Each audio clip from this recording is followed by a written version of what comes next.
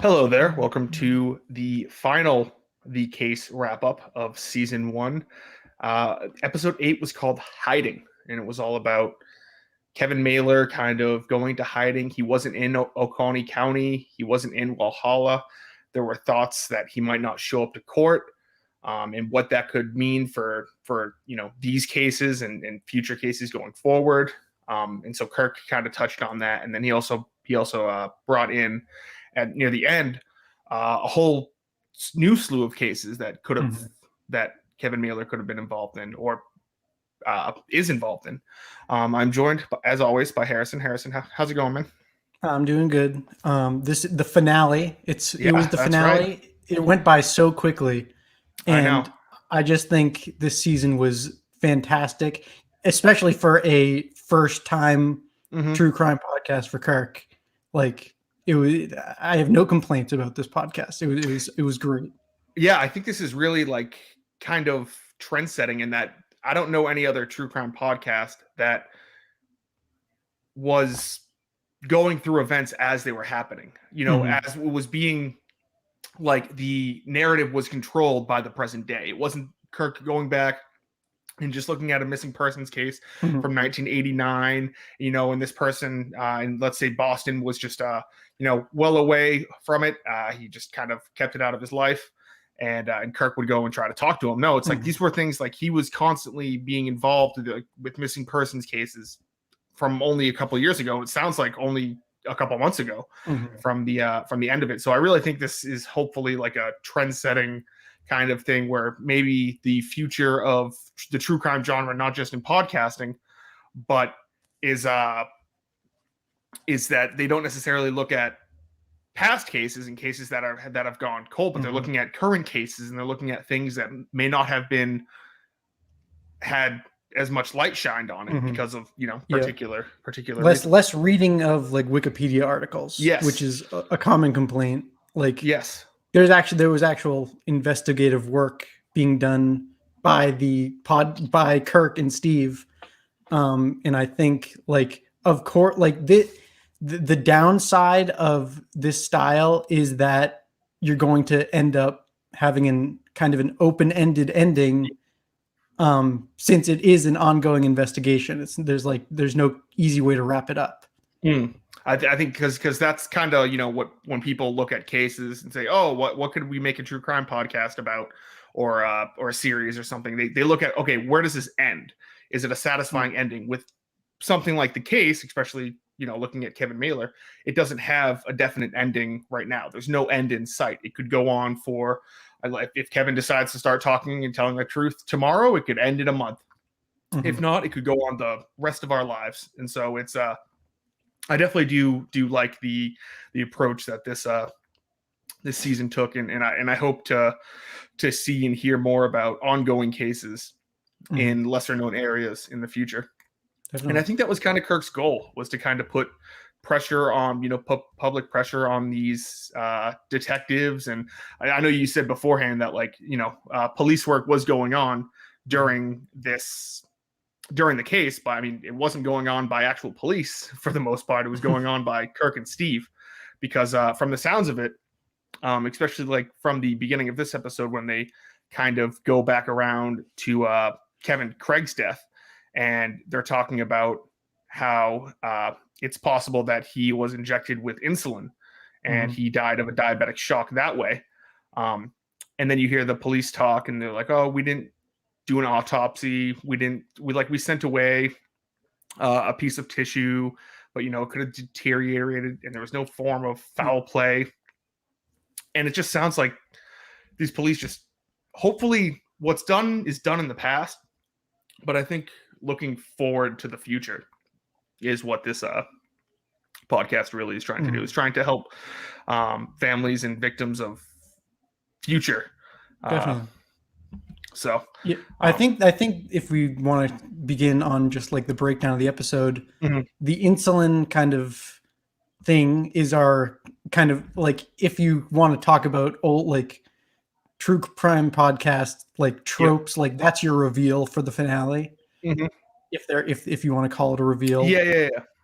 But I think it was that's like very interesting kind of thing to think about, Yeah, and I never. how Kirk was able to connect it to Kevin with Keisha's mother. Mhm. Um, it was like a one off, like a very off one off line that Kirk talked to Keisha's mother that one time, and she mentioned that she had diabetes. Yeah, I think it was the way it was edited together was like, "How you doing?" And she goes, "I have diabetes." And I think that was just interesting. But no, I do think it is. It just shows that Kirk had the right instinct to just constantly keep the recorder rolling, because you never Mhm. know when you might record something that doesn't make sense now, but 2 months in the future, you look back Yeah. on it, you think, Jesus, like that means a lot. Um, and so yeah, I have you ever heard of this insulin technique? I have Uh, not.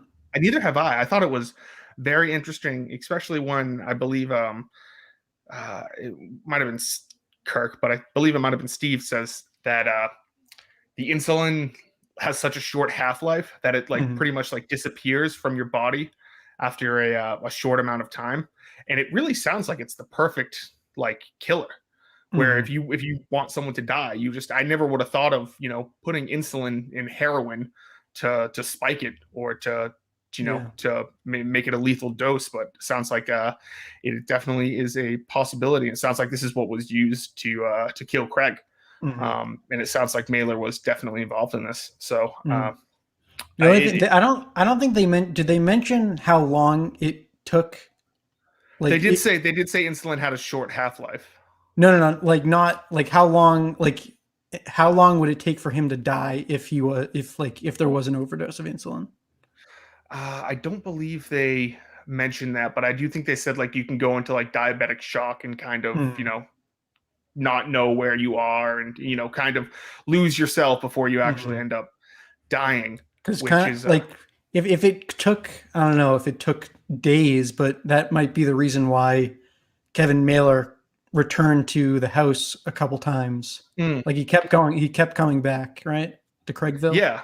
Oh yeah, to pause. Yeah, like if he was in diabetic shock and he just kept on giving him more and more to Mm-hmm. I have no idea if that is the case, but it was definitely interesting to hear that, because never really would have thought of insulin as being something that like Kirk said, it's such a readily available drug that millions of Americans use and have access to, that it's Mm-hmm.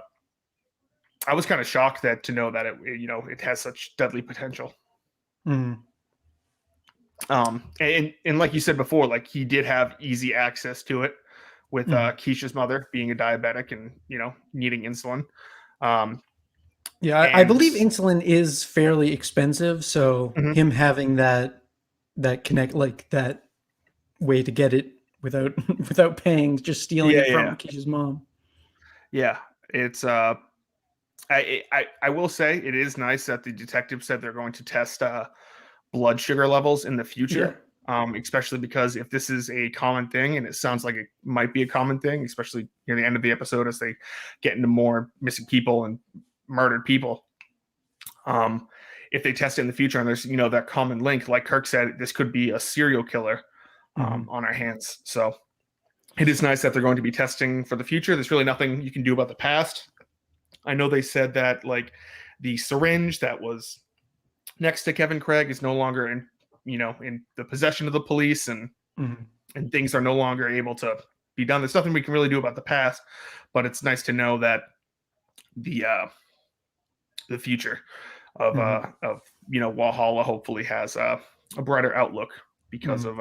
of this investigating. Yeah.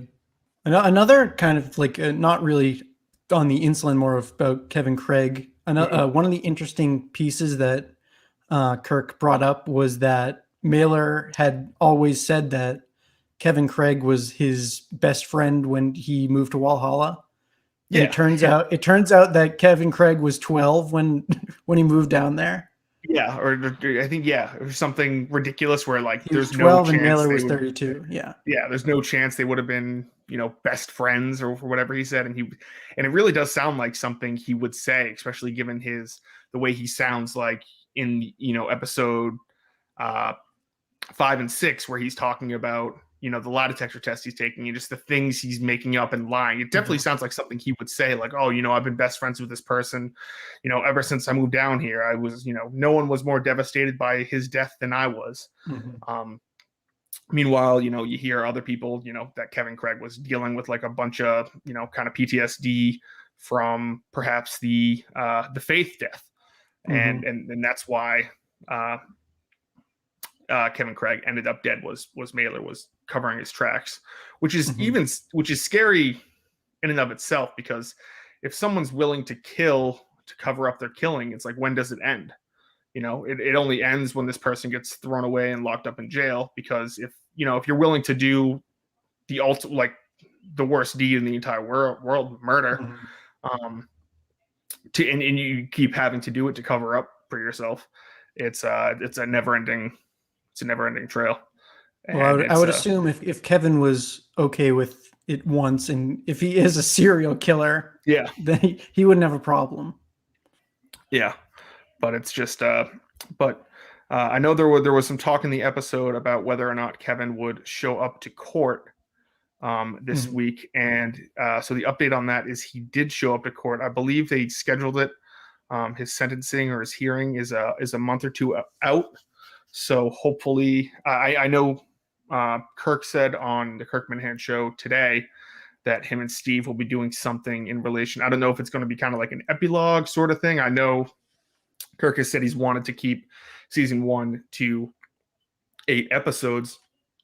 So I'm not entirely sure what they're planning on doing next, but sounds like they are doing some sort of follow-up to this. And I think that might just be kind of them like explaining what happens next. Do they I think if anyone knows Kirk, he knows that he does not want to just put this in the drawer, say like he spent enough time on it and just have it go away. He wants to, keep up the pressure on the police, make sure the public is aware that these missing people all have a similar connection in Boston. He said it multiple times during the podcast. Like, after the season is over, it's like nothing is over. Yes, there might not be episodes, but he's going to be helping out. He's going to keep helping out. Yeah, and so it's it sounds like they're just going to keep on, going forward and all that. But hopefully the police going forward, start spending a little bit more time on these cases of these drug addicts dying. It was disturbing to. Oh, Justin has left. I'm not sure where he went. And I don't have control over this thing. I accidentally got. Oh, he's back. The trend of drug addicts dying and then the police just being like, oh, it's just another junkie dead. Even when, there was holes in the top of their head or something where the funeral home would see this and be like, this is grotesque. I need to alert the family to this. And imagine finding like a loved one dies and then finding out about abrasions or, possible like lethal wounds, not from the police, but from funeral home. I feel like that's just a terrible way to go about things. I think you dropped out in the middle of you talking, if you didn't know that. Oh yeah, no, I can't. I came back. Okay, so I missed the first part. You were talking about Chase Bowen. Yeah, I think I was just talking about how it's just hopefully that the police, take more initiative going forward. Yeah, because you mentioned the hole on top of someone's head. Yes, which is the Chase Bowen case, which a fan of someone who recently started listening to the podcast, she reached out to Kirk, sent him a message about her brother who was found dead in a very similar kind of incident where it was like right off the bat, it was no signs of foul play because he was a known user. Yes. And that was once again Carl Addis who quickly went to that conclusion. But David McMahon, I believe his name is, he kept up with the investigation, and they found out that his friends kind of beat him and stole everything from him. Yeah, I believe at one point he even said he wanted to press manslaughter charges on the friends, and that like it was possible that he was realizing he was overdosing and was trying to get some help, and their friends neglected him or perhaps like beat him up and stole from him, and all they ended up doing was spending I think like 30 days in jail for like Yeah. petty larceny, which is just like another instance of just like unbelievable that no one is paying. No one is serving real. I mean, 30 days is real time when someone ends up dead. No one is really getting punishment or being charged with any of these real crimes down in this area. It's just it's really messed up when you think about it. So hopefully going forward, like we said, more charges are able to be pressed against these people. Not that I'm saying that everyone should. You should just throw charges on to throw them on. But I mean, if this detective believes that manslaughter charges could have been charged with manslaughter, then I think they should have gone ahead and done it.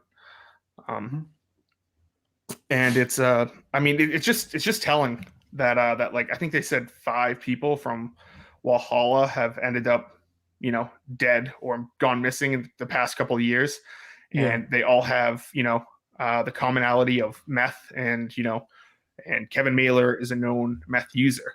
And I think 5 murders in a town of 4,000 people. That's a it was 2019 that Kirk was breaking down. Yeah, I mean that's a strong number of people. I know, the poverty line is probably much higher down there and everything, but I still can imagine that should be making more news down there than it kind of is. Especially when the commonality is one person. Yeah. Like there's clearly a problem in the area.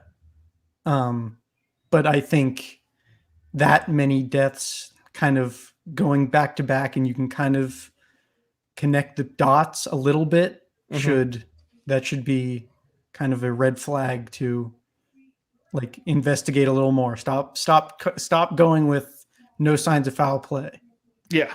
It just seems like they should be treating every single body that shows up in the future. They should just stop treating it as if it's just a junkie who took too much heroin, because there's a possibility that's what happened. There's also a possibility that foul play occurred and that this person was actually murdered, and it's tough, but it's but like we said before, it's kind of, we really don't know what the future holds. So hopefully the police, I know they've said they're going to do a lot of reform in the sense of testing for different things, looking more into different things, but who knows going forward, because we really don't know until new cases pop up to see how they act. One more thing about Carl Addis and Chase Bowen. Carl Addis said that like the hole on top of his head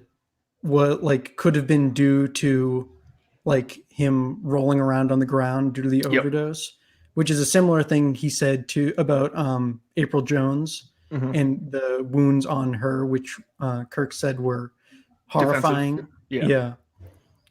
It just seems like that's his go-to explanation. Like they're rolling on the floor and they're hurting themselves, but the injuries don't line up with like how could you get a hole on top of your head from rolling on the floor? Yeah, it just sounds very improbable. And the fact that like an autopsy wasn't ordered by the county in these instances, it just shows that it's just complete lack of really just caring. And I think that's really what this podcast, if anything, is going to make law enforcement care more about these cases. And I think that was kind of Kirk's kind of vision. Obviously, like it started out with Jennifer Fay, but I think as like it kind of delved more into the things that were happening in Walhalla, and he saw like the shoddy police work up in Brockton and down in Walhalla, he kind of said like, if one thing can come out of this, because like we said, there is no definite end, but if one thing can come out of this, hopefully perhaps in the future, these future cases, police and people pay more attention to them. And And so I think that's hopefully, I mean, well, hopefully no more people go missing. But obviously we will see how police Mhm. react to them if they do. I do think it was nice to kind of wrap the season up with Yvette talking, kind of Mhm. show like, well, this for Kirk, he heard about Jennifer Faye about, you know, months ago, and he's been very interested in this, and led him all over the place. And this is something that has, taken up a decent portion of his life. But then you look at Yvette and her mother, and like this has taken up their entire lives, is they just want some closure Mhm. to these cases. And I think having her kind of end the season talking about it is was a very heartwarming and good way Mhm. to end it. Yep. And the thing that she kept saying is that we're not going to get anywhere until someone speaks up. Mm-hmm. And it's clear that there are people that know what happened that And they night. refuse to speak. Yeah. Yeah. And I think, I don't know, like we didn't hear from the friend that was with her, that was with Jen that night, Mm-hmm. who refused to talk to Kirk. Like these people need to say something just Yeah. to maybe get somewhere further. Yeah. It's it's really just shocking Mm-hmm. um, that these people are just able to just go radio silent on all this. And it if anything, it's telling that these people, are probably more than not guilty of something. I know. Mm-hmm. I know. At the end of every episode, they say all people should be, suspected innocent until proven guilty, and that is 100% true. But it makes you think like, why aren't these people cooperating with police? And I know that like uh, it would be difficult to trust in these police, especially like when you see like the shoddy police work that they do. But it's hopefully going forward that's not the case, and there's not a podcast 30 years from now looking at uh, a missing persons case from tomorrow Mm-hmm. that so much information was just glossed over. So Mm-hmm. I do think that was a yeah, it was a nice way to kind of wrap up the season. Mm-hmm. And giving her the last word. It Yeah, wasn't Kirk. Yeah. I think that was nice. So anything Mm-hmm. else you want to say about this episode or this season? Um, the only thing is, Kirk kind of gave his last theory as well, Mm-hmm. or what he believes happened that night, Mm-hmm. which he basically said he believes the brown truck was Kevin Mailer and Richie Natale. Yep. And he went on to say that he believes that like all the women that said that Kevin raped or assaulted, Abuse them. Yeah, yeah. yeah, that they are all telling the truth. And I mean, I have no reason to not believe them, and I think they, for the most part, have no reason to lie, Mm-hmm. especially to someone like Kirk, um, who's kind of come into this kind of with as neutral as you can be to a situation that, like a missing teenage girl. Um, so yeah, I'm wondering if season 2 will follow like in the same pathway, and perhaps like look into these other cases that were mentioned. Maybe, But yeah. I really don't know. Or it could be Yeah. something completely different. I'm sure it's going to be another form of very underreported, not your typical missing girl profile Mhm. on the news sort of person that Kirk's going to look after in season 2. But I'm excited, and Mhm. hopefully uh, justice and peace is brought to all these Mhm. families and friends of Mhm. these missing people throughout the years. And I Um, assume season 2 will be, just from a production standpoint, it will be even better than season 1, just because yeah, just because yeah, like because Kirk has. they know what they're doing. I assume it would be faster. Mm-hmm. Like they know how to do it now, so Yeah, that they're not going to like set a Sunday working on it like they yeah, were doing. yeah. So it's so I'm Mhm. looking forward to season 2. It was season Definitely. 1 was And great. also, I think, did Kirk mention there might be a season 1.5, a couple episodes on Dr. Mm-hmm. Dan that he wants to do? Yes, I'm not entirely sure if that would be under the case or where exactly he would put that. But I do think that would be could be very interesting. I think you said you want to do like 2 episodes of kind of like a, not a group therapy, but kind of like a survivors club of people of that. But I will say, if you've been listening to these episodes one by one, you really like get a different perspective if you listen to them all in a row. So I would recommend going back, and if you have a day or two, where you just want to knock out some podcasting, start from episode 1 and just listen again, because you do pick up on things that were missed in previous episodes. So, well, Harrison, I think that about does it for season 1. So, thank you everyone for listening, and we will talk to you on season 2.